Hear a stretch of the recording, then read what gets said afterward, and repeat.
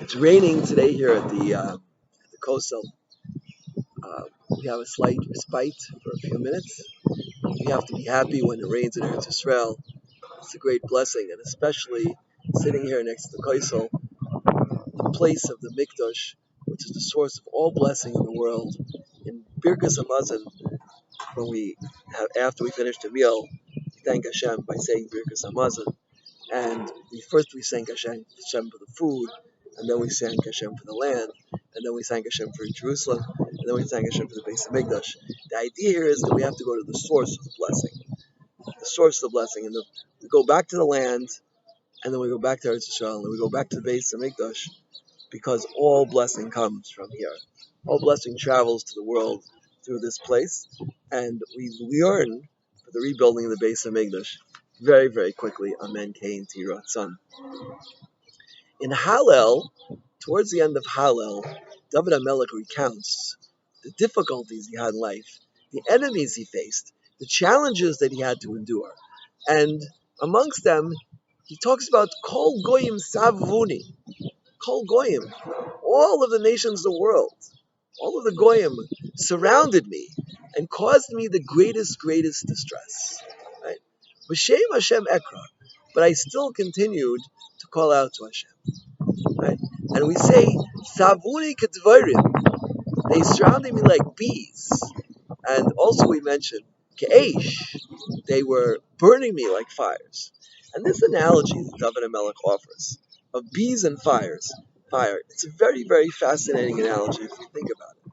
Because bees, on one hand, a person can get a sting, and that's so painful.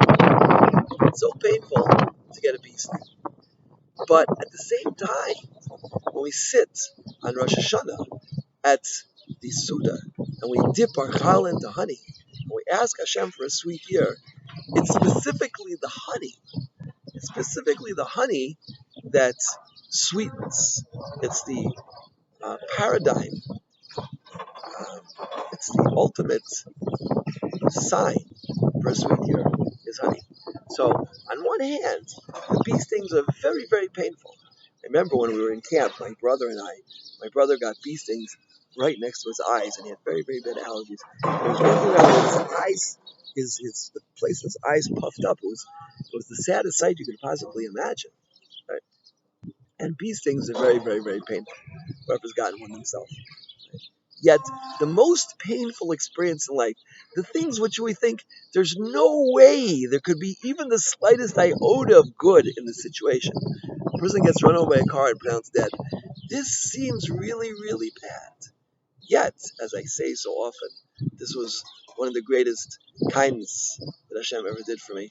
And if we trace back all of the very, very difficult experiences that we had in life, we'll in fact see that some of the most difficult experiences were actually the source of the greatest blessing.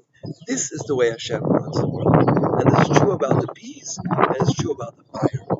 Fire can destroy, it's destroyed homes, it's destroyed lives, it's killed people, and it's burned down entire cities, forests, other things. Fire is incredibly destructive. But at the same time, right, fire provides us with heat, it provides us warmth, it provides us with energy, all the good things we need as well. Shabbos and Yom candles. All of the good things in life, or not all the good things, many, many good things in life come through fire. So we see this dichotomy. Fire and bees. The fire and the bees teach us an incredible dichotomy that no matter what happens to us, no matter what we experience, no matter what we're going through, no matter how painful, stinging, and burning it might be, but Hashem has a deeper plan. He has a final destination for us, that where we're going. Hashem should guide us and show us all of these things. Hashem should show us that no matter what happens, no matter what's going on in our life, it's all good, and we should constantly thank Hashem, even when things look bad. I was in America last year, and someone said, Rabbi Travis, you give so many things, you share them about thanking Hashem when things look bad. Why don't you speak about when thanking Hashem when things look good? It's also important. And the truth is, I agree 100%. Yeah? But My goal in these classes is that we should realize that everything is good from A to Z. There is no bad. There is no bad. It's all good. And the things which look bad, it's only a facade. It's only because we're trapped in time. We're trapped in time. Remember the difference between Havai and Elohim. Havai is hoy hoy via, on time, above time. And when we're above time, we don't see the bad, right? We only see good. That's why in Shemayim, a famous story that there was a woman who made a deal with her friend that when they get to Shemayim, they're going to come down and explain what's going on, why bad things are happening. And when the first woman passed away, she said, I can't tell you, but when you get here, there's no more questions. Yeah. All bad things is only a matter of our perspective and how we place the fact that we're placed in this world in a limited outlook. But really, it's all good, and everything that happens is good. And we should constantly look for the good, no matter what happens, even when it's windy and rainy, like it is right now. Hashem, the rain has stopped for a couple of minutes to let me say this shir, and I appreciate Baruch Hashem for that.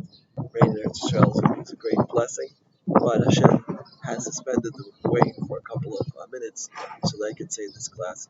In any event, we should see Hashem's kindness, a cornucopia of blessing in our lives, especially during the days of the Yom Tovim, these special days when we have incredible closeness to Hashem.